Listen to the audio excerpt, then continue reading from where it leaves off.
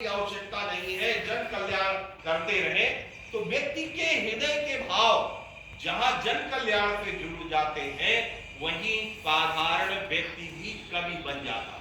इसीलिए आपने देखा होगा कभी कभी निरक्षर व्यक्ति भी कवि का कार्य कर लेते हैं। कैसे कर लेते हैं? उनके द्वारा कुछ ऐसी रचना कर दी जाती है जो कालजयी बन जाती है। मैंने लोक भाषाओं की चर्चा की थी। लोक भाषाओं में जो काव्य लिखा गया है वो क्या है ना, राजा नहीं, दूल्हा मारूंगा दूल्हा दूल्हा कौशल राय या कौशल राय नाम के व्यक्ति हैं जिसके दोहे आज भी प्रचलित हैं। देखे, कुछ भी कहते रहे, अपनी बात को कहने के लिए हमको काव्य का सहारा लेना पड़ता है। कैसे?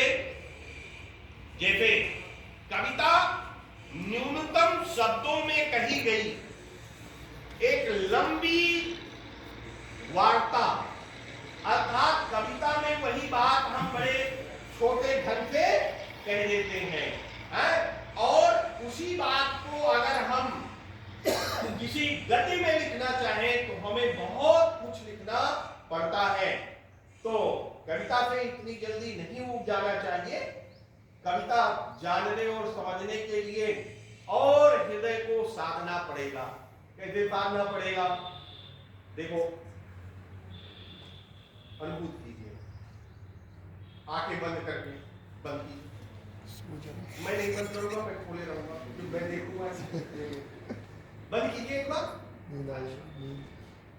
चलिए, हम सब लोग हिमालय पर चलते हैं। पहुंच गए हिमालय? हाँ, बर्फ से ढकी हुई चोटियां, भगवान भास्कर उदयाचल पे उदित हो रहे हैं।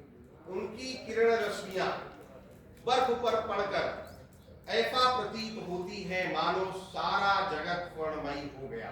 वापस आइए, आंखें खोल लीजिए। अब जिनको स्वर्णमयी हिमालय दिखाई पड़ा, उनके अंदर तो कविता का भाव है, और जिनको ये लगा कि पता नहीं क्या बता रहे हैं, उनके अंदर कविता का भाव नहीं। तो इस तरह से जहां नहीं जाता है, अपने भावों के द्वारा वो दूसरे के मन की बात भी निकलवा लेता है। कैसे निकलवा लेता है?